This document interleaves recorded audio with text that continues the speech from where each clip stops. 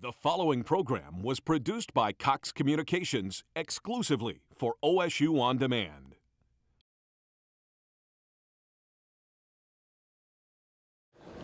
Rolling. I mentioned to the team in the locker room that it was obviously a very well played game in all three phases for our guys. We started really fast, played with a lot of energy, a lot of enthusiasm. It got started with our defense, 3 and out, and then offensively we just kind of kept up with what we had done this year, and the defense really played well. I thought that we tackled as good as we have in any game. A few times they did make some plays, but when we did tackle, we were aggressive and physical, and so it's just a good game. I don't really know what else to say. The guys just really played well. I'm happy with all of them. When I look down at the stats, we had, I mean, really, I don't know if we had a penalty with the ones. I mean, we had some time of possession, good on third downs. Need to take care of the football better. Joseph Randall, who's a really good player for us, needs to do a better job of taking care of the football. Other than that, you know, obviously it's a good day for us. This team just doesn't lose on the road. 10 straight road wins. We seem to be getting better. And then the people have been talking about, the pressure, the BCS pressure, ranked number 2. Didn't seem to look as up today. You know, there is pressure. I don't think there's any question that each week, I know that you know you can just feel it, but I think it's our responsibility to manage it. You know, and I joked a little bit about it last week and even kind of mentioned it to the team. I'd much rather have this pressure than sitting around and, you know, having a tough season and trying to find a way to win enough games to keep your head above water. So I think they understand. They're responsible for, you know, what they do Sunday through Thursday, and then they got to go play hard on Saturdays, which would be Friday next week, and keep things rolling. You mentioned some of the stuff your defense did well, but looking at a whole, how would you describe when they played today? As I mentioned, I thought they played with a lot of energy and they ran to the football. And even when they did make a play, we tackled. We were very physical in tackling. And so, you know, defensive football is about assignments and effort, being in the right spot, running to the football, and that's what they did today. Over the course of conference play, where does this defense improve the most? Oh, it's hard to say because, you know, there's been times that we wish we wouldn't have given up as many yards and we had more 3 and outs.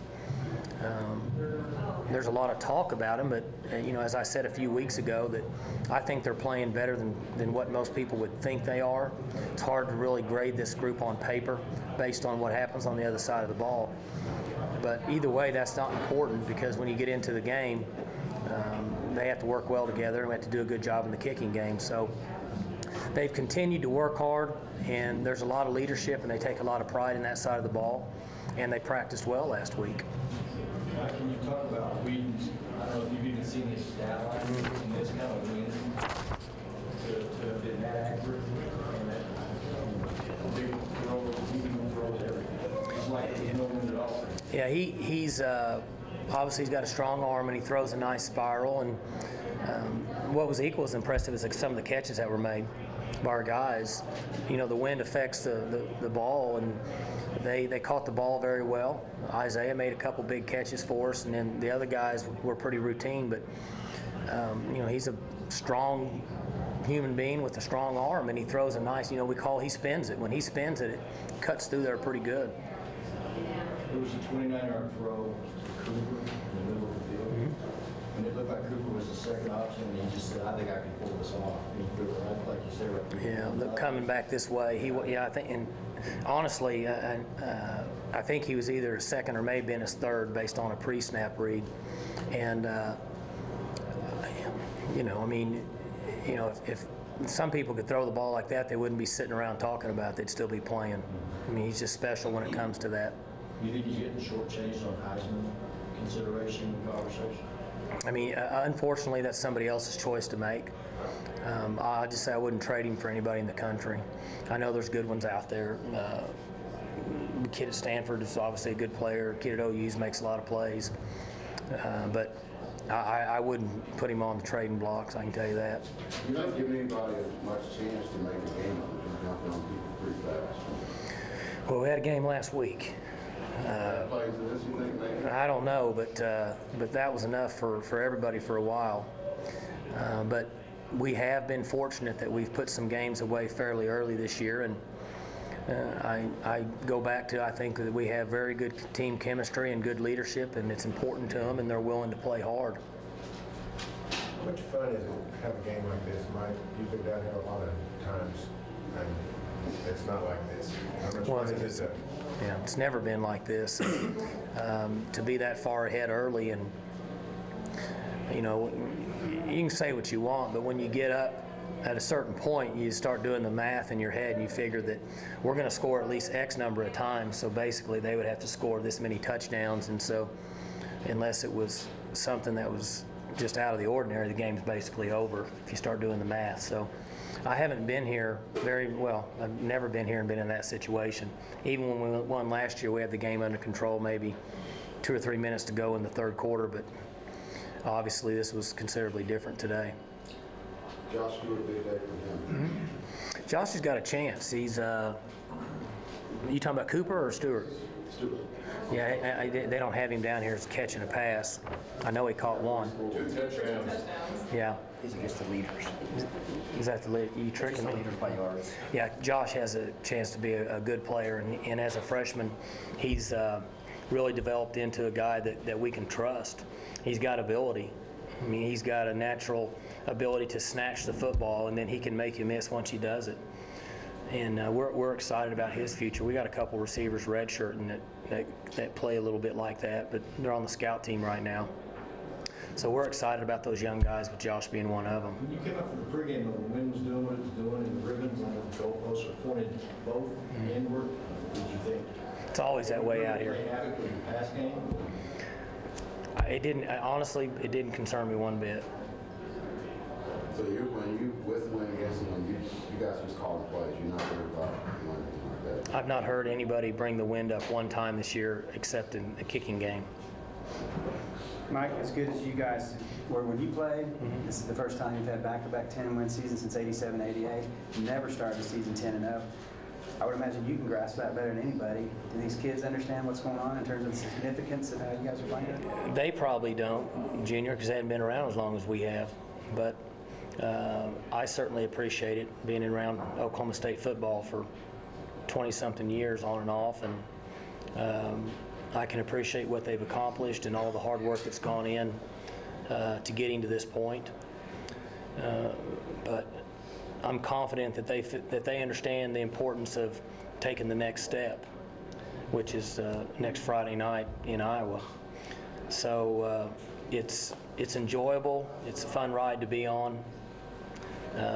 But I just believe in the leadership of our team, that they feel the importance of getting ready for the next game. They need to enjoy this one today, and then tomorrow we have to go back to work. They have a short week. We have 1 day less preparation. Have you been impressed by the way they've handled their business ever since you moved up to the national profile? You really hadn't had to play a bad game. K-State gave you problems, but you played well every game. You know, you just hold your breath. You know, I mean, my examples are, you know, it's like raising a child. You know, you just kind of hold your breath and hope they do the right thing and make good decisions. And these guys have done that. And you know, Shelly Smith, who did the sideline, she asked me after the game or during the game, you know, what we think the reason is for that, and I don't know if I have an answer other than our system that's in place, and that if I had an answer, you'd like to bottle it up and sell it. But they're just good kids, and they like being around each other, and I think that's as big a factor as anything, is that they care about each other, and they're willing to play hard for the guy next to them. Now, did you misspeak? You didn't talk to her during the game, did you? Yeah. You mean at halftime? Well, no, she was coming over there during the game. She walked by, and then we had a long conversation afterwards, and that was one of the questions that she had, and you don't really have an answer for it other than just hope they just keep moving, keep going forward. Have you ever caught any player mentioning Bedlam? Mention who? Bedlam game? In any context? You haven't had to quiet anybody or remind them that's the way in the future? I haven't had to mention 1 week ahead. Have you ever had a conversation with a media member before during the game? Strikes me as odd. Well, we had a lot of, and again, there wasn't much time left, but I've not really been in a game kind of like this. And in fact, she was talking to me during the kickoff today. They got back late on the ball was being kicked off, and she was standing there talking to me. So, but I don't do anything anymore, so it doesn't matter. Even if he's only 70 or 80%, I mean, you just feel like you have a lot more than 18 I think you have the continuity of Whedon to Cooper and Brady to Wes Welker. I mean, just the reliability and the comfort knowing that he's there, and that's my opinion with the two of them. We took him out of the game. I don't think we even played him in the second half, did we? And then dropping back solidifies that. Right, yeah. Well, he's our punt returner, and then obviously when he's back, we put him back there. Coach, what's your goal for Whedon today? I mean, especially playing well into the third quarter. What was your goal with that? Is that your goal? Is that your goal? I don't understand what you're asking me. Whedon playing into the third quarter when the game is that. I mean, going back to how you said you kind of do the math and everything. What was your goal on playing him that well into the third quarter? I guess. Our goal, I guess, just to maintain the ball. I guess I don't know what you're asking me. Why would you have your franchise quarterback out? We wanted to just get rid of the ball quick, run it, and then keep our defense off the field. We're trying to not overuse our defense. Okay, their number of plays have been considerably higher than our offense in the last 6 weeks, and so we're trying to reduce that down. Like today, they had 74 plays, but they've been about 15 to 18% more than what our offense has been over the last month, and we're trying to reduce that down. I understand what you're asking now. Last one. Everybody good? Good. All right.